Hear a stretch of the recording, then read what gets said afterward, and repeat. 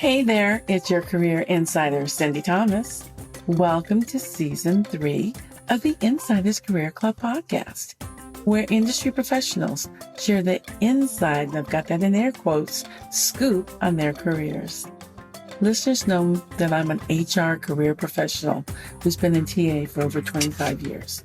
But did you also know that I coach clients and help them plan and grow their careers, manage career transitions, help refine your interviewing skills, or I can help you work on a job search strategy? Now, have you been passed over for a promotion or a raise? Maybe you're frustrated because you're interviewing but not getting the job offer. If that's happened to you, let me help you get back on track. Sign up for a free coaching call today with me at insiderscareerclub.com. Remember, it's possible for you to have a great and a fulfilling career. Let's get you the career you deserve. Now, don't go anywhere. Up next is a great podcast. Stay tuned.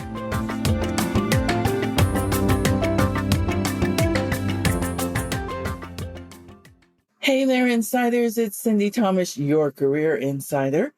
And this week's guest is Angela Mulrooney, who's a retired dentist turned personal branding expert. She built a referral-based niche dental practice that allowed her to do the dentistry that she loved on clients that she loved while earning more and working less. Now, she had it all until she didn't. Overnight, she lost everything after she sustained a career-ending injury that ended her ability to drill. She started to spiral and was unsure of what her future held. She had two options. A, she could keep her practice even though she wouldn't be able to drill again. Or B, she could sell her practice and find a new path. She went with B. Let's bring Angela in now and hear how she pivoted into building a new, successful career path. Angela, thank you so much for joining us today on the Insiders Career Club podcast. Thanks for having me, Cindy. I am so looking forward to our conversation. We've waited a long time for this. Before we start into the meat of things, tell us a little about yourself. Where'd you grow up? I'm Canadian. My dad was an RCMP, so a Mountie. So that means I grew up all over Canada because his generation of police officer was transferred a lot, settling in Saskatchewan and did my dental school there, spent a year of practice there, and then moved to Alberta, Calgary specifically. Interesting. Did you come from a big family? I did not. It was me and my brother. Oh, well, that's better than just you. You know, yeah. I feel a little sorry for my niece sometimes. She's an only child. So it gives you a different perspective on life to have a sibling. So you were a practicing dentist who had a career-ending injury. What did the shock of this sudden and drastic change do to you on a personal level? Sent me into a total tailspin because my whole identity, which I hadn't realized, was completely hinged on being a dentist. I'd wanted to be a dentist since I was 2, and then at 32, it was gone.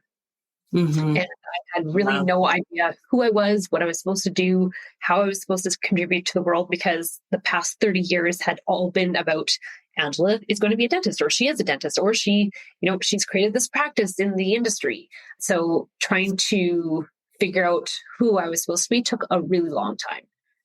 Yes, I can imagine. And I know over the years when I, lost jobs either because of downsizing or whatever, it really takes a toll on you when you've been doing something for a while and you've been in that mindset for so long that you really become what you do. And when you do that, you kind of lose a bit of yourself. So when you got that shock, to be able to come back from that takes a lot. So I commend you for that. What made you decide to get into the personal branding piece of things and become an expert? It is actually something I've been doing since I was a teenager, and I didn't even realize I was doing it. So when I built my dental practice, the brand was around me. I catered to people who were pre to the dentist. So when I could no longer practice and try to push my patients to an associate who could help them, they didn't want to see anyone but me. And then after I sold my dental practice, I built my professional dance company, which was still surrounded around my personal brand. I built my dental coaching company around me. So again, another personal brand. And that one is what actually led me into personal branding specifically, because to get my dental coaching company noticed, I took to LinkedIn and started talking about what I knew about branding and passion and finding your niche in your industry. And suddenly I went from 200 to 12,000 industry followers. And then people started coming to me saying, how did you do that? And can you help me to do that? And most of that was actually outside of the dental industry, which was surprising that people were watching me, even though they weren't part of where I had come from. Yeah, I bet. So we hear a lot about branding today. Let's go back to basics. Would you break down for the listeners, what is personal branding? So really everything that you do is part of your personal brand. You have a personal brand, whether you have put effort into it or not. So one of the easiest and probably most uncomfortable ways to think about it is you are what people say you are when you're not in the room. So if you have put time into cultivating how you want to be perceived, what you want to be known for, the skills that you want people to think you're masterful at, then likely when you're not in the room, they're talking about the right stuff. Completely to chance, you have no idea how you're going to be perceived. You have no idea what is the story that people are going to be telling about you. So when you're looking at building your personal brand online, what you're trying to do is showcase what you want to be known for. And you have a huge opportunity to put out there whatever you want. Social media has given us amazing platforms to market ourselves. And we can do it for good. We can do it for bad. We can leave it again up to chance, or we can actually be really intentional with how we're building it. That's very true. And for some of us that really aren't into all the different social platforms as much as some people are, like young people are very much into the social platforms. It's a switch in your head that you've got to think about utilizing that. Let's talk about how personal branding has become an essential marketing tool for everyone. Well, no matter what you're doing, whether you are looking to get a job or you're looking to get hired for a contract or you're trying to get clients to buy from you, people are going to be going online and creeping on you. So they're going to go and check, your online presence, which if someone Googles your name, if you have done a good job with LinkedIn, your LinkedIn profile is probably going to come up fast and high on the rankings. Maybe your YouTube will. Maybe there's past accolades that were acknowledged online for you that are going to come up. But people are going to go in and start digging into who you are and what you're really about. Because people don't trust that, a 5-minute or a 20-minute conversation is the real you. They want to see a legacy of content that showcases who you really are. They also want to see you developing over time. So if you're only putting out perfect content, like you have a website that has perfect pictures, perfect video, perfect copywriting, they're not likely to believe that. But when they see social media and they see that you have been showing up regularly, you're interacting, you're adding thought to the industry, showcasing what you think about things, and you are coming up with stuff that is original to you and also helpful for people, that's where your personal brand really works in your favor. Interesting. Okay. So a lot of people may have a LinkedIn, especially business people, they'll have a LinkedIn profile. How can they make that LinkedIn profile more powerful for them that will speak more to their personal brand? And how can they also expand that media presence? Is Instagram better? Is Facebook better? I mean, there's a ton of places they can go. Can you talk about that a little bit? So a lot of times people, especially on your little subtitle, they'll put maybe their degree or, their position in a company. So you see CEO or you see coach or you see BSc. That doesn't really tell me anything about you. And when someone is scanning through profiles, that subtitle underneath your name is going to get people to either take action to click on you or to pass you over. And so you need to put something in there that is descriptive of what you do. With my clients, I give them a title as the blah, blah, blah in their industry. My title is the Arsonist. So there's 2 ways to use titles. You can use it to tell them exactly what you do, or you can use it to create intrigue. So for my clients, like if I put something like the Women in Tech Accelerator, that tells what they do. With mine is the intrigue one, the Arsonist. So I want them to read more because the Arsonist sounds really weird on a professional. It does. And I had to look it up, Angela. Exactly. So there's a reason why I did that is because it makes people keep reading. So it depends on who your target audience is, if there's someone who will do well with intrigue or if they need to be hit over the head with what you actually are. Okay. The next part you can really strengthen is your about section. Now, most people put, I have a proven track record, or they put, she or he has a proven track record of blah, blah, blah. Okay, everybody else has that, so don't do that, because then you sound, again, like everybody else. If you don't stand out from the crowd, you're going to get passed over. Use that section. You get 2,600 characters, tell your story. Get people going down the rabbit hole of why you're doing what you're doing, where you came from, and where you're trying to go. How are you trying to leave your mark on this world? What legacy are you trying to create?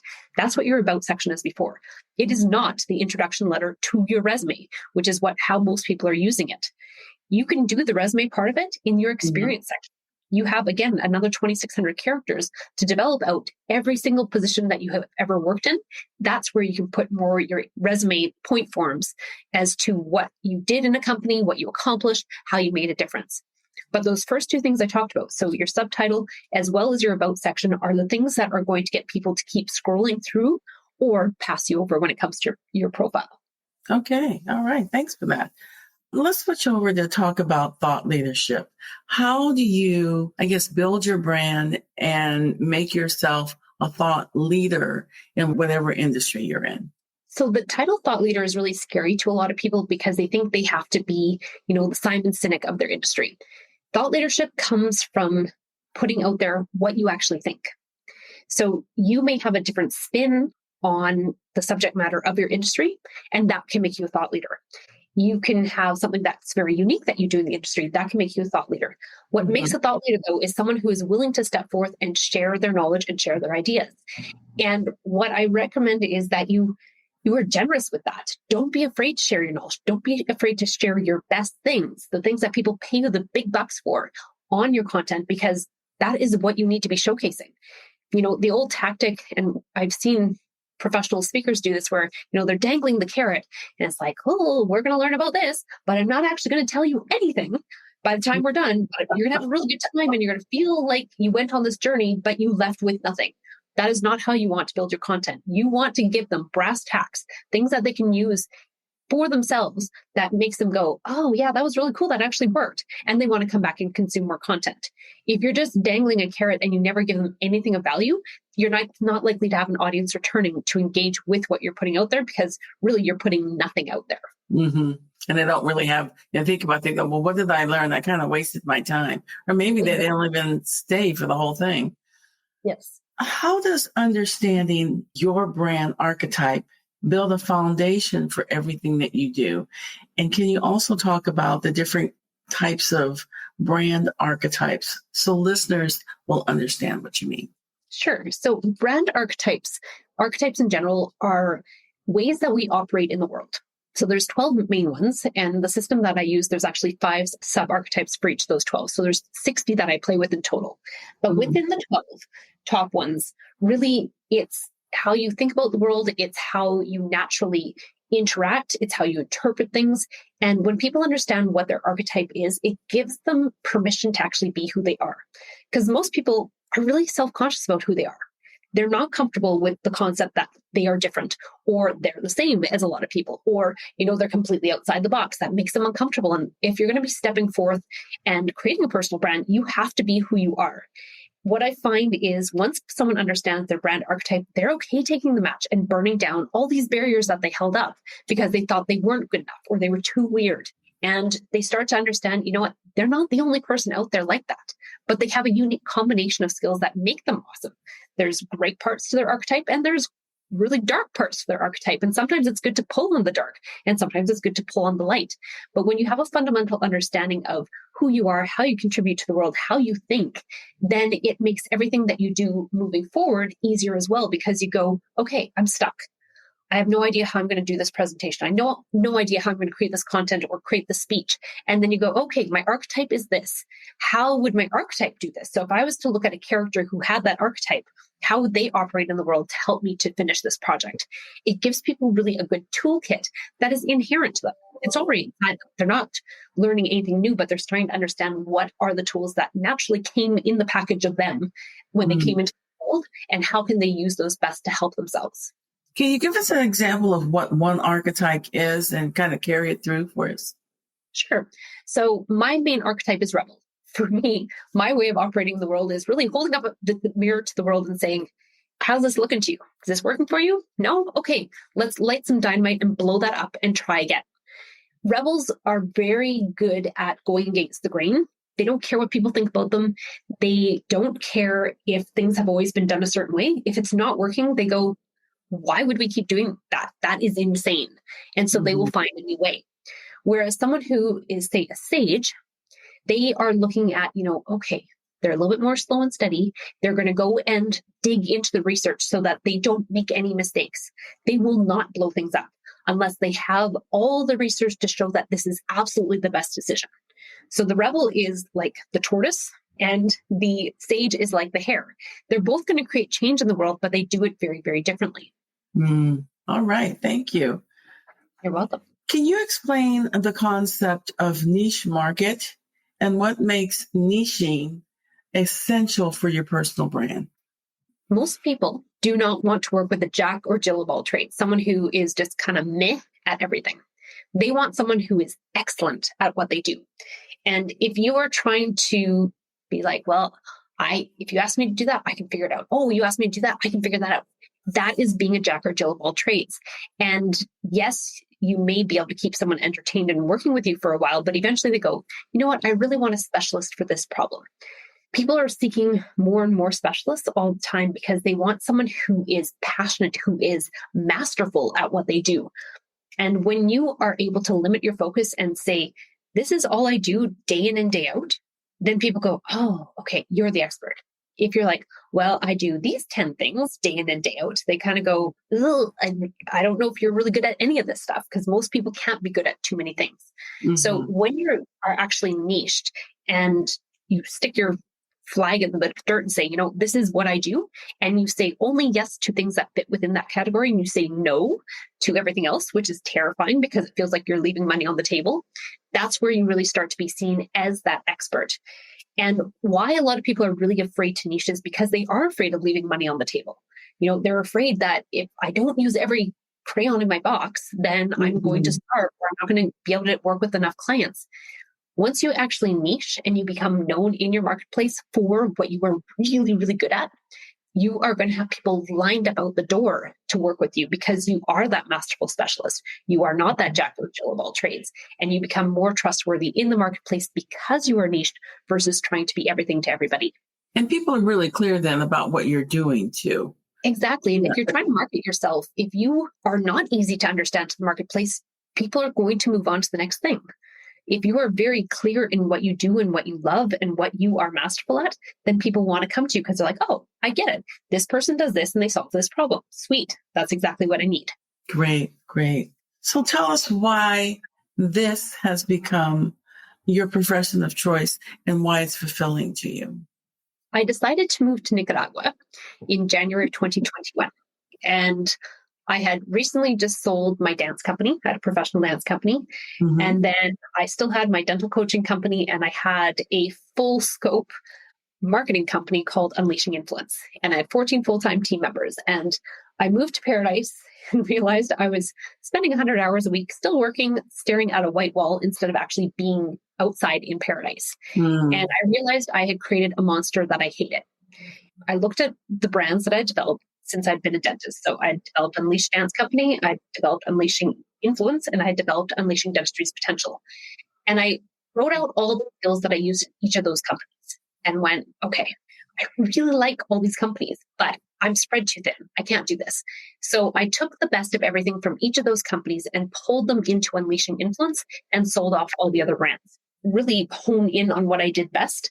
So I sold off the agent part of Unleashing Influence. And now all I do is personal branding. I work through masterminds. So I take people through a 90-day pivot to get them launched into the world with their personal brand and really a business in a box. But I'm able to pull in my dance background because I teach them how to use their physical body on camera and on stage. I get to use my business background from dentistry because I'm building out their funnels. I'm building out automations. I'm helping them build out their business so that they can take this pivot and actually thrive and replace and scale their income from what they were doing before. And then I also take the social media side of things using LinkedIn from what was the the social media agency, and I teach them that as their platform of choice to build their personal brand. So I have been able to pull the best of everything that I love, package it into something that is very understandable to the market, and take that to the move. Very interesting and very wise on your part to be able to see that, yes, you were very successful. You built up these different businesses, but then your businesses basically were running you because you had no time, right? For your life to enjoy what you were doing. Very smart. And I think that a lot of people they don't do that. They don't realize how they've made the switch off to be doing something that they're not enjoying, and they feel trapped and they don't know how to get out of it. Agreed. If someone wanted to learn more about you, Angela, where would you suggest that they go to learn more? If you want to see how I live and breathe what I teach, going on LinkedIn would be the best place. And it's under Dr. Mulrooney. Or you can check out my website, which is unleashinginfluence.com. Wonderful. You talked a little bit about how you work with your clients. Is there more that you'd like to share about that?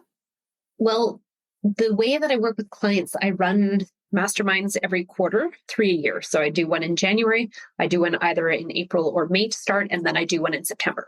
And with that, as I mentioned, you get a business in a box. So I'm teaching you how to build content, how to build your personal brand, how to leverage LinkedIn, how to hunt, how to actually do sales properly, as well as create an offer that is going to sell in the marketplace. So most people who are coming to me are coming from a corporate position. And so they want to pivot to the legacy that they want to leave in their marketplace and replace that income that was really safe in corporate, and also be able to scale that by working less hours. So when they come in, there's a whole bunch of new skill sets that they have to learn, because working for someone else versus 100% working for you and selling yourself and selling your knowledge is a very different ballgame. So it is a very intense program, but the results that people get with their investment in the program, they come out a completely different person. They're very confident. They know what they want to do in this world, and they are able to go out there and fulfill that. Great. Sounds wonderful. Well, it has been my pleasure to speak with you today. I'm just really pleased we were able to pull it off today. Yes. Thanks for your time, Cindy. I appreciate it. Thank you so much, Angela. You're welcome. Thanks for listening, and your support's a blessing. If you enjoyed the podcast, give us a positive rating on Apple. It will help our podcast ranking on all the major sites like Apple, Google, Spotify, etc. We release new podcasts every 2 weeks on the first and third Wednesdays. Now your support is needed. Keep listening and share these career-changing podcasts with your friends, your family, your coworkers, and anyone else you feel it will bless. In addition to the major sites, they can also find these podcasts on my website at insiderscareerclub.com. Now, if you're not happy with your career, let me help you. I can help you get your career on track. Sign up for a free coaching call with me today. Before you go, let's speak victory over you. You have a bright future. Good breaks are looking for you, and new doors are about to swing wide open with opportunity. Believe it. Until next time, take care.